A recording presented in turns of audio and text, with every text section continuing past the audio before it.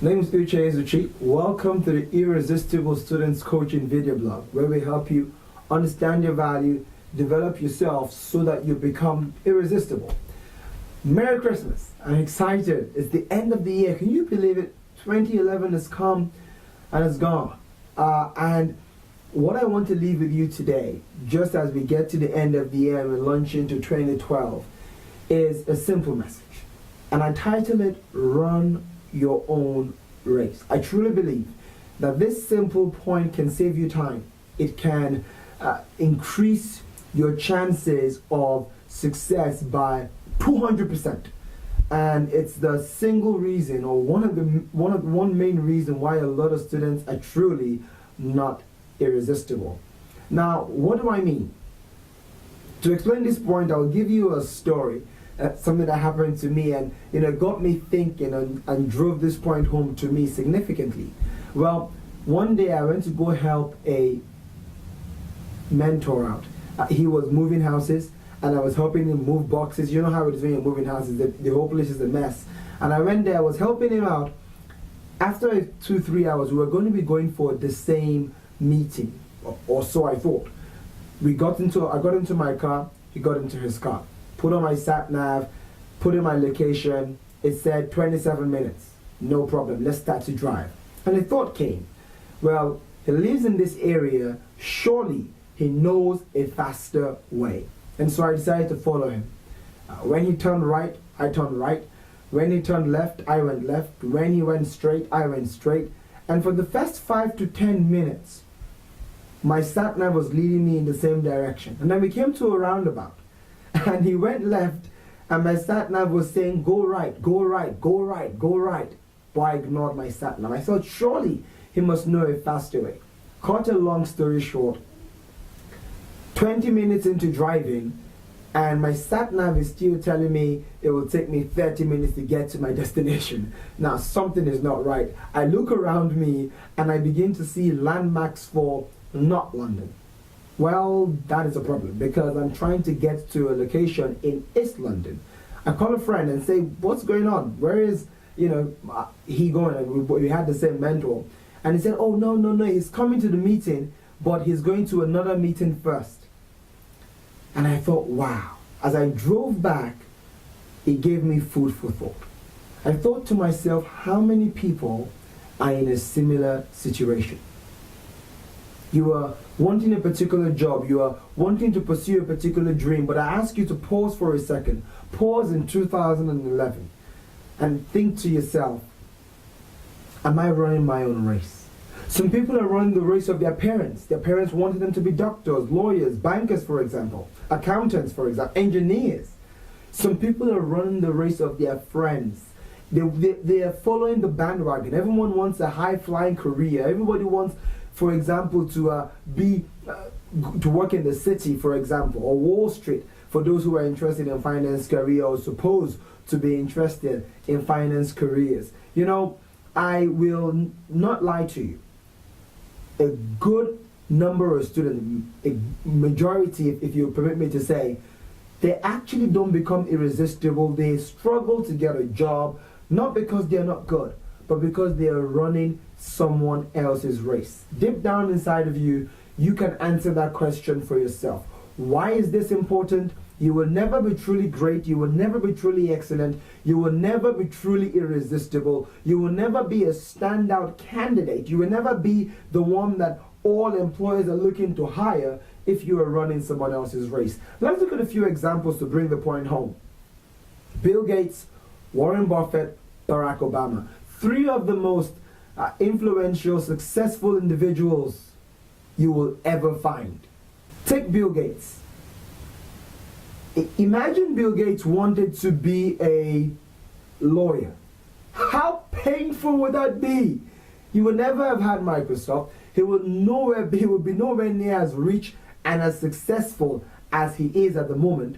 And he would probably have at best been an average lawyer. Why? Because he wasn't working in his strength zone. He wasn't working in his passion zone. He wasn't working in his gift zone, so to speak. You know, take for example Warren Buffett, one of the greatest investors of all times. Imagine he was trying to be a physics teacher for whatever strange reason.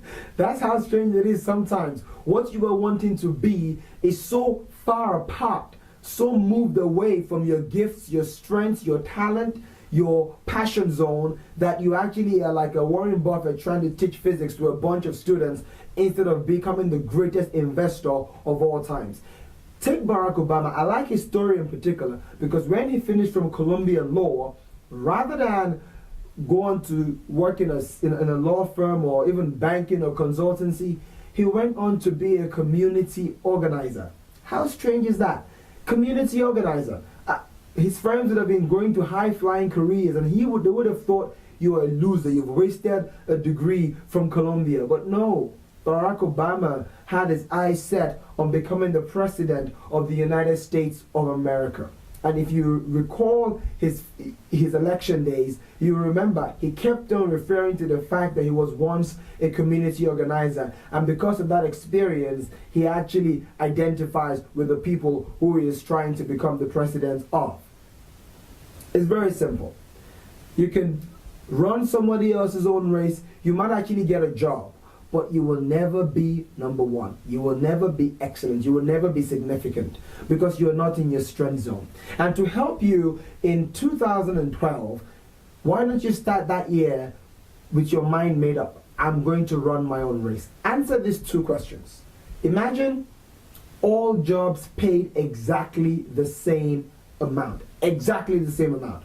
No, if you were a banker, a lawyer, accountant, teacher, politician, whatever, you all earn exactly the same year in, year out. What would you do? Kind of like in a communist country. They all, in a sense, earn the same. Doctors work crazy hours, but still earn very similar to other professions as well, not necessarily more. What would you do? What would you give your life to if that was the case in our society? And then the second question, kind of similar, if you had all the money in the world, as young as you are, in 2-3 years time, you earn all the money you would ever need. Let's dream for a second. Let's relative gives you all the money you could ever dream of as an inheritance. But you obviously are a hardworking individual and you want to work. What would you give yourself to? What would you give yourself to becoming number one so you can help impact and change the world? Take time in answering those two questions. Do a skills audit. What are my natural gifts and talent? What really excites me? What gets me moving, gets me going? What will I do for free? Answer those questions and you will begin to get closer to what your own race should be. To end, I'll use my example. When I was in university, all I wanted to do was become a banker. And I fulfilled that dream. But as I continued in my banking career, it became clear and clear that what I really wanted to do was help people. My directors always pointed out I was most excited when I was talking about how I was helping students or how I was mentoring a younger professional. That was what got me going. That was what got my juices flowing. And so I began to think long and hard, am I in the wrong career? I like finance, but it wasn't really my passion zone. And I took a hard decision to follow my dream. Now I'm invited to speak. I've written a book and more books are in the pipeline. I'm being paid to do what I love because I've gone down my passion zone, running my own race. I have significance. I have money doing what I love. Is that going to be you? If you're going to be irresistible, you're going to have to do it by running your own race. Many students are trying to do something that they are not cut out for, and is a very frustrating thing for them because they try hard, but hey, they just don't make it. It's almost like a fish out of water. You will struggle. But when you are running your own race, you're like a fish in water. You swim and it's no effort at all. You can sell yourself better. You can convince people because they can see the passion and conviction and fire in your eyes. So, Happy New Year. I will be on here again in the very early in the new year to teach you the 6 P's in how to turn your dreams into a reality. 6 P's. More to come. Enjoy the rest of the year. Thank you.